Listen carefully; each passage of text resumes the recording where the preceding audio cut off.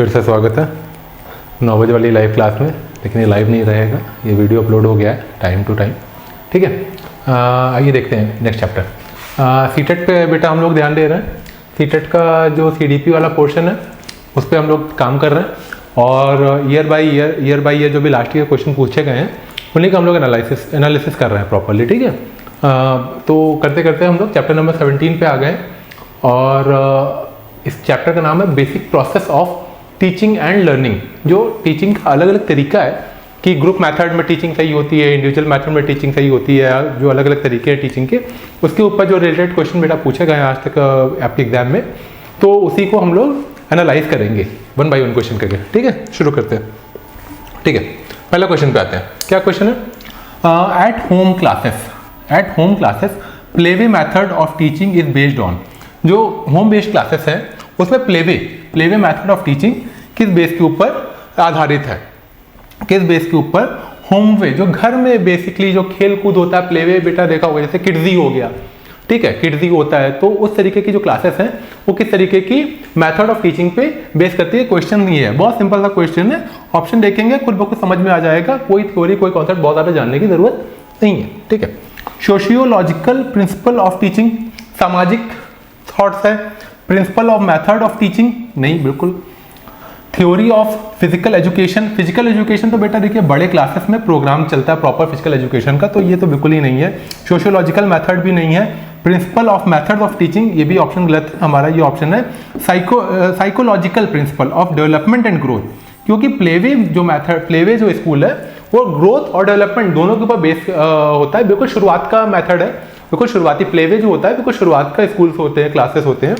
ठीक है, अगले क्वेश्चन पे आते हैं। A teacher should make an attempt to understand the potentialities of his her students. एक टीचर को कोशिश करना चाहिए बच्चों के पोटेंशियल्स को समझने के लिए, टीचर को कोशिश करना चाहिए। तो which of the following is field is related to this objective. अगर वो इस तरीके की ऑब्जेक्टिव से चल रहा है तो वो कौन से इनमें से ऑब्जेक्टिव को फॉलो करने की कोशिश कर रहा है? सोशल साइकोलॉजी, सोशल फिलॉसफी एक अलग स्ट्रीम है। इसमें सामाजिक सोच जैसे कार्ल मार्क्स वगैरह हो गए, सोशल फिलॉसफी वो, या मैक्स वेबर हो गए, इस तरीके की बातों का अध्ययन होता है, ये नहीं है। एजुकेशनल सोशियोलॉजी, मीडिया, देखिए मीडिया साइकोलॉजी तो होगा ही नहीं, बिल्कुल गलत है। तो दो ऑप्शन है, एक है एजुकेशनल सोशियोलॉजी, एक है educational psychology. Educational psychology is the right option, क्योंकि it is about understanding the potential of the student. तो पोटेंशियल स्टूडेंट को समझने के लिए आपको स्टूडेंट की साइकोलॉजी समझना पड़ेगा। ठीक है, तो सोशियोलॉजी नहीं हो सकता, एजुकेशन की साइकोलॉजी को समझना पड़ेगा अगर आपको स्टूडेंट के पोटेंशियल को समझना है। खुद ही क्वेश्चन जो है आपका आंसर दे रहा है, लिखा हुआ है, कुछ समझने की जरूरत नहीं है, सब कुछ लिखा हुआ है, सामने लिखा हुआ है। समाज शास्त्र से रिलेटेड तो हो ही नहीं सकता है ना, समाज शास्त्र तो गलत है। मनोविज्ञान ही होना चाहिए। मनोविज्ञान, अगर आप बच्चे के मनोविज्ञान को समझोगे तभी आप उसके पोटेंशियल को समझ सकते हो। क्वेश्चन क्या है कि बच्चे के पोटेंशियल को समझने के लिए क्या चीज, फिलॉसफी कौन सी लगेगी? मनोविज्ञान क्या है? तो मनोविज्ञान में मीडिया मनोविज्ञान तो हो ही नहीं सकता है, दर्शन हो नहीं सकता, दर्शन इज फिलॉसफी। अगला क्वेश्चन देखते हैं। ए टीचर, एक कोई टीचर है, because of his her democratic nature, because of democratic nature बेटा क्या होता है? डेमोक्रेटिक मतलब प्रजातांत्रिक नेचर। अब सोचोगे आप क्लास में, डेमोक्रेटिक नेचर का मतलब क्या? डेमोक्रेसी तो बेटा होता है कि इलेक्शन, वोट, ये वो। ठीक है, तो क्लास की डेमोक्रेसी का मतलब ये है कि टीचर, ऐसा नहीं कि टीचर क्लास का राजा है। टीचर जो है बच्चों को बराबर का अधिकार दे रहा है बोलने का, उनकी बातों को सुनने का, समझने का, उसको कहेंगे डेमोक्रेटिक मेथड ऑफ टीचिंग। तो क्या? A teacher because of his democratic nature allow students to sit all over the classes, कहीं भी बैठने को अलाउ कर रहा है teacher. Some time some sit together, कुछ साथ में बैठते हैं, डिस्कस करते हैं ग्रुप्स में, और ठीक है, और कुछ चुपचाप बैठते हैं, क्वाइटली बैठते हैं, पढ़ते हैं खुद से ही। ठीक है, a parent does not like this. अब भाई देखिए क्लास में जो है इस तरीके का माहौल बना हुआ है कि टीचर अलग अलग ग्रुप में बैठा के बच्चों को पढ़ा रहा है और कुछ शांति से बैठ के अपनी ही किताब को उठा के पढ़ रहे हैं। गार्जियन आ जाता है स्कूल में, वो उसको कहते हैं कि भैया हमको ये मेथड पसंद नहीं है, हमारे बच्चों को किस तरीके से पढ़ा रहे हो। ठीक है, तो उसको टीचर किस तरीके से हैंडल करेगा उस तरीके की सिचुएशन को। ठीक है, क्वेश्चन ये कह रहा है, आपका क्वेश्चन ये कह रहा है कि अगर टीचर प्रजातांत्रिक डेमोक्रेटिक मेथड ऑफ टीचिंग के ऊपर फोकस कर रहा है तो उसको गार्जियन को पसंद नहीं आ रहा, तो गार्जियन को किस तरीके से टैकल करना चाहिए। अच्छा, ऑप्शन क्या है?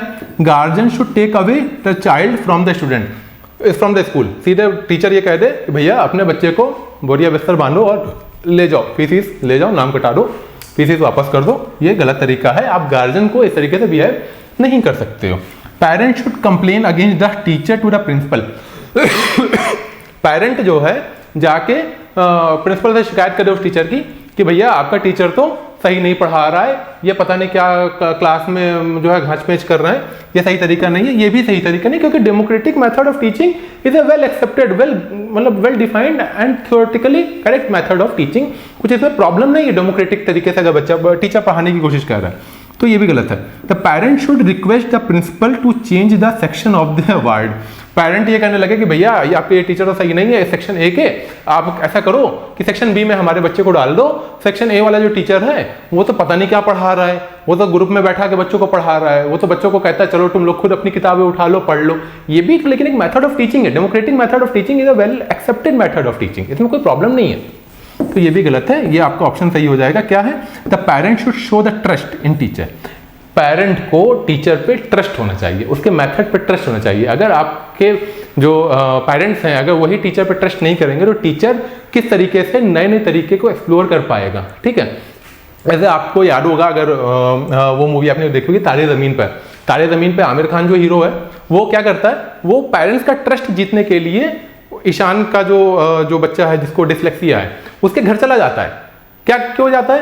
क्योंकि वो उस बच्चे की मानसिकता को समझे और उस पेरेंट्स का ट्रस्ट जीत सके, ताकि अगर वो कुछ नया मेथड ऑफ टीचिंग अप्लाई कर रहा है तो उसको दिक्कत नहीं हो, पेरेंट्स कॉपरेशन है उसके साथ में, ठीक है बेटा। तो ये ऐसा होगा, ये वाला ऑप्शन सही होगा। अगले क्वेश्चन पे आते हैं। The emphasis from teaching to learning can be shifted from. Teaching से लर्निंग पे, जैसे टीचिंग से लर्निंग मतलब क्या, वो क्वेश्चन का फिर से समझ लेते हैं। Emphasis from teaching to learning मतलब क्या कह रहा है कि टीचिंग मोटे मोटे ये आप ये समझ लो, emphasis from teaching to learning. तो टीचिंग का मतलब ये हुआ कि क्लास में गया टीचर और बिल्कुल किताब खोली, लेक्चर दे दिया, बच्चे को समझ में आया नहीं समझ में आया कुछ नहीं फर्क पड़ता। तो टीचिंग का यहाँ पे वो मतलब है, अर्थ मतलब इसका यहाँ पे टू द लर्निंग। टीचिंग एक मेथड ये हो गया कि जहाँ पे क्लास में गया टीचर और किताब खोली और अपना लेक्चर देना शुरू कर दिया। लर्निंग का मेथड मतलब क्या हुआ कि पहले क्लास में गया टीचर, बच्चों से पहले बात किया, बात को समझने की कोशिश की कि कौन सा बच्चा टॉपिक को समझ रहा है कि नहीं समझ रहा है, कितना समझ रहा है, उसके आगे से उसने पढ़ाना शुरू किया, उसको कहेंगे लर्निंग। तो अगर इस मेथड से इस मेथड पे शिफ्ट होना है तो कैसे होंगे, अलग अलग ऑप्शन दिए हैं। Adopting frontal teaching, encouraging rote learning, rote learning मतलब रट्टू तोता बन जाओ। Focusing on examination result, examination result के ऊपर बहुत ज़्यादा फोकस नहीं कर सकते हो क्योंकि कई बार बहुत तेज बच्चों के बहुत खराब रिजल्ट आ जाते हैं, बहुत खराब बच्चों के बहुत अच्छे रिजल्ट आ जाते हैं सिर्फ रट्टा मार के। तो examination result is not a parameter, not a single parameter, parameter तो है लेकिन not a only parameter, not a single parameter to understand the intellectual capacity. आपकी इंटेलेक्चुअल, कई एग्जाम आपने भी जिंदगी में ऐसे दिए होंगे जिसमें आपके बहुत अच्छे, आपको लग रहा हो कि बहुत अच्छी तैयारी, बहुत अच्छा आता है लेकिन मार्क्स नहीं आए, ठीक है। एग्जाम जैसे कहते हैं ना कि एक एग्जाम का पर्चा मेरी किस्मत नहीं बदल सकता, बना सकता, कुछ कुछ करके ऐसे। तो examination is not a method. Adopting a child centred pedagogy, अगर टीचिंग टू लर्निंग शिफ्ट होना है तो चाइल्ड को सेंटर मान के, चाइल्ड के मानसिकता को समझते हुए आपको पढ़ाना पड़ेगा, ठीक है। अगले क्वेश्चन पे, individual attention is important in teaching learning process.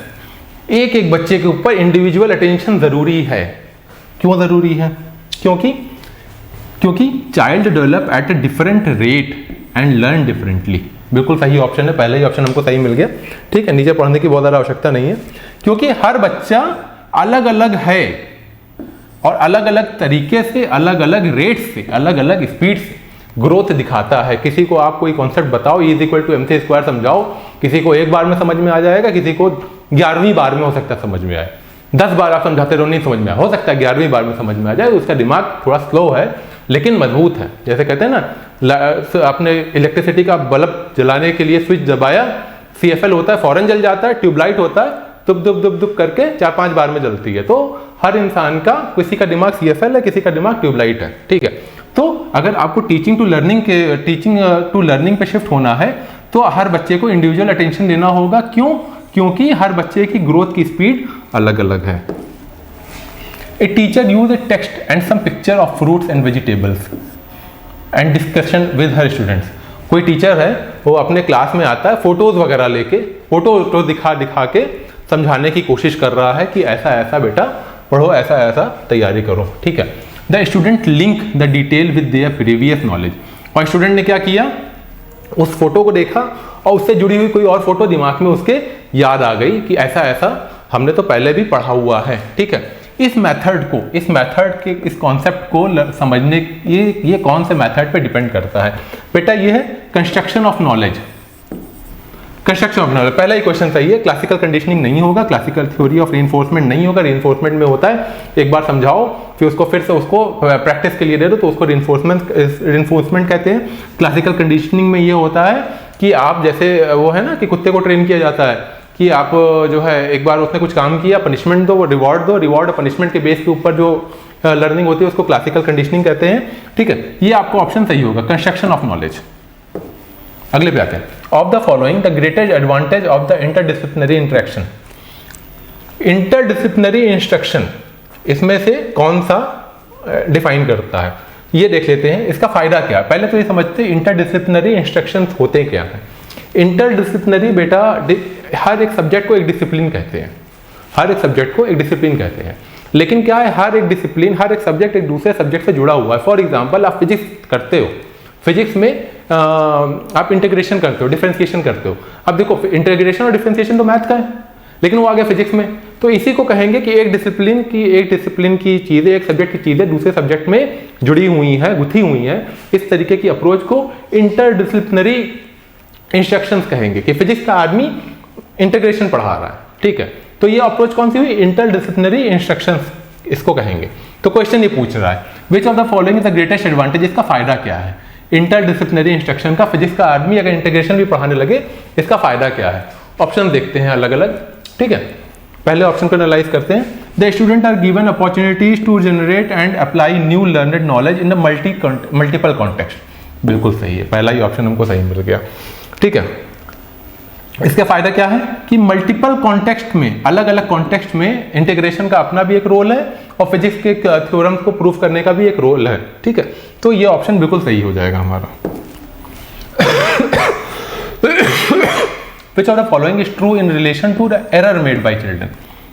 किसी बच्चे ने कोई एरर कर दिया, गलती कर दी, तो इसमें से कौन सा पॉइंट है वो सही है। अगर मान लो गलती कर दी, the teacher should not notice every error otherwise syllabus will not be covered. हर गलती पे ध्यान मत दो, क्योंकि अगर हर गलती पे आप ध्यान देते रहोगे तो सिलेबस ही नहीं कंप्लीट होगा। टीचर ये कहने लगे, अरे भैया सिलेबस कंप्लीट करा के क्या फायदा, अगर बच्चा गलती कर रहा है, बच्चा सीख ही नहीं रहा, चैप्टर 1 नहीं सीखा, चैप्टर 2 नहीं सीखा, आपने सिलेबस कंप्लीट करा रखा है, नोट्स कंप्लीट करा रखे हैं, तो सिलेबस कंप्लीट कराने का कोई फायदा नहीं है। Correcting every error would take too much time. Time लगता है तो क्या प्रॉब्लम है, अगर टाइम लगता है तो क्या प्रॉब्लम है, आप टाइम दो। टीचर का काम क्या है, टाइम देना। Time is not a concern. Error can be corrected by children themselves. नहीं भैया, एरर खुद से कैसे करेक्ट कर लेगा बच्चा, टीचर का क्या रोल है, ठीक है। तो if a teacher is not able to correct all the error in the classroom, it indicate that the system of the teaching education has failed. अगर टीचर हर एक बच्चे की हर एक गलती को उजागर करके उसको सही करने में सक्सेसफुल नहीं हुआ, तो शिक्षा व्यवस्था बेकार है। उस स्कूल में बच्चे को भेजने का कोई मतलब नहीं है। अगर बच्चा गलतियों से सीख नहीं रहा है, उसमें सुधार नहीं हो रहा है, ठीक है। मान लो गलती में है, कॉपियों में बहुत ढेर सारी गलतियां हैं, टीचर कहने लगे हमने तो सिलेबस कंप्लीट करा दिया है, कोई फायदा नहीं है। मार्केट में हर सब्जेक्ट के पीडीएफ पड़े हुए हैं, लाके आप डाउनलोड करा दो बच्चे को, तो क्या वो जो है लॉयर बन जाएगा, इंजीनियर बन जाएगा? ऐसा तो नहीं है, ठीक। And empowering school. Empowering school मतलब जो बच्चों को एम्पावर करे, नई टेक्निक, नई एजुकेशन, नई नॉलेज से मजबूत बनाए, उसको एम्पावर कहते हैं। Will promote which of the following qualities in most of its teachers. Teacher में किस तरीके की क्वालिटी को प्रमोट करता है एक ऐसा स्कूल जो एम्पावर करने पे फोकस करता है? वो बेटा कॉम्पिटिटिव एप्टीट्यूड के ऊपर फोकस करता है, वो मेमोरी पे नहीं करता है। टेंडेंसी टू एक्सपेरिमेंट बहुत ज़्यादा नहीं करना चाहिए। डिसिप्लिन है, ज़रूरी है, लेकिन discipline is not the only area on which the school should focus. Discipline है but the school should focus on the learning process. School should focus on the learning process. Learning कैसे आएगी? Learning ऐसे आएगी कि बच्चों teachers के अंदर competitive attitude रहेगा कि कंपटीशन करो, ये टीचर ने ज़्यादा पढ़ाया, ये टीचर ने कम पढ़ाया, ठीक है, तो हमको ज़्यादा से ज़्यादा बच्चों को सिखाना है। अगले पे आते हैं। Which of the following is appropriate for environment conducive to thinking and learning in the children. कौन सा ऐसा इन्वायरमेंट है जो थिंकिंग और लर्निंग को प्रमोट करता है। टास्क डन बाय लर्नर, ये तो समझ में नहीं आ रहा। होम असाइनमेंट दे दो बच्चे को। पैसिव लिसनिंग, पैसिव लिसनिंग मतलब चुपचाप सुनना। Allowing student to take some decision, ये समझ में आ रहा है। बच्चों को ऑप्शन दो आप कि कुछ डिसीजन वो खुद से लें कि क्या करना है और क्या सीखना है।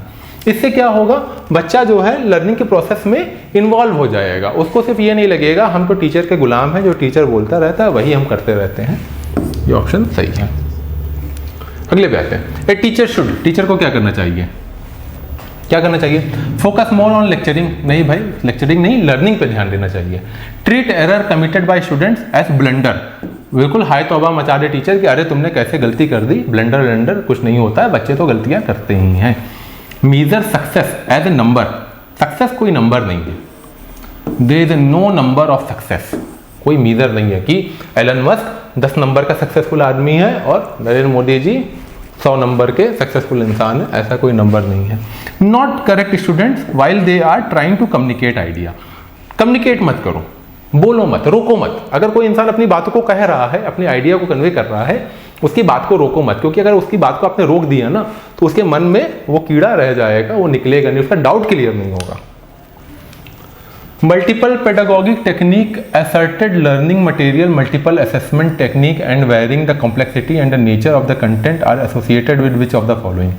ठीक है, अलग अलग, ये बेटा ये क्वेश्चन हम लोग पहले भी एड्रेस कर चुके हैं। इसका आंसर होगा डिफरेंशिएटेड इंस्ट्रक्शन। डिफरेंशिएटेड इंस्ट्रक्शन मतलब एक ही पॉइंट को कई तरीके से समझाना, बताना, ताकि वो बच्चा हर तरीके से समझ सके। पेड़ सेब से गिरा, इसके पीछे कई तरीके की कहानी हो सकती है। ग्रेविटी एक फोर्स है। दूसरी बात यह है कि हर दो चीज़ें एक दूसरे को आपस में खींच भी रही है। जिस तरीके से सेब खींच रहा है धरती को, उसी तरीके से धरती भी सेब को खींच रही है, लेकिन धरती का मास बहुत बड़ा है, इसलिए सेब गिरता हुआ दिखता है। कॉन्टेक्स्ट की भी बात होती है, फ्रेम ऑफ रेफरेंस की भी बात होती है। फ्रेम ऑफ रेफरेंस में ये दिख रहा है कि धरती के ऊपर सेब गिर रहा है, बहुत दूर पर आदमी बैठा हुआ हो सकता है। जैसे आप देखते हो ना, 2 ट्रेन चल रही है, एक ट्रेन में अगर आप बैठ जाओ, ठीक है, तो दूसरी ट्रेन आपको चलती हुई दिखती है या पेड़ पीछे जाते हुए दिखते हैं। डिफरेंशिएटेड लर्निंग इसको कहते हैं, डिफरेंशिएटेड मेथड ऑफ इंस्ट्रक्शंस कहते हैं। ठीक है। If a student is consistently getting lower grade, कोई बच्चा है बहुत खराब मार्क्स उसके आ रहे हैं, अच्छे मार्क्स नहीं आ रहे हैं उसके स्कूल में, the parent can be advise to help her by, उसको क्या करना चाहिए? Forcing her to work hard, डंडा लेके पीटना चालू कर दो कि बेटा नंबर कैसे गलत आ रहा है, खराब आ रहा है, उससे कोई फायदा नहीं होगा। Narrating her hardship of life, उसको बोलने लगो कि बेटा जिंदगी बहुत दुखी है, वो कठिन है और बहुत मुश्किल होगी तुमको पनपने में, बढ़ने में, उससे भी फिलॉसफी झाड़ने से कोई फायदा नहीं होगा। While holding mobile phone, movie, comic, extra time for play. With holding मतलब रोकना, विद होल्डिंग मतलब रोकना। आप बच्चा क्या करो, बच्चे के साथ क्या करो, तो कहोगे बेटा तुम्हारा मोबाइल फोन जब तो पिक्चर नहीं देखोगे, ठीक है। अगर ऐसा ही होने लगता तो टॉपर के हाथ में तो जिंदगी में कभी मोबाइल होता ही नहीं। But they are lot of toppers जिनके पास मोबाइल भी है, इंटरनेट भी है, फेसबुक पे हज़ारों फॉलोवर हैं, still they are topping in the exam, top कर रहे हैं, they are toppers in the exam. तो ऐसा कुछ तो नहीं है। Working in the close association with teacher, teacher के साथ मिलकर काम करे गार्जियन और टीचर के मिलकर काम करने से ही बच्चे का विकास संभव है, अन्यथा बच्चा विकास नहीं हो पाता है। सब बच्चे उतने समझदार नहीं होते हैं। ठीक है। Which of the following factor support learning in the classroom, learning को कैसे सपोर्ट करते हैं? ठीक है। Increasing the number of the test to motivate child to learn, test बढ़ा दो, ढेर सारे टेस्ट लेने लगो।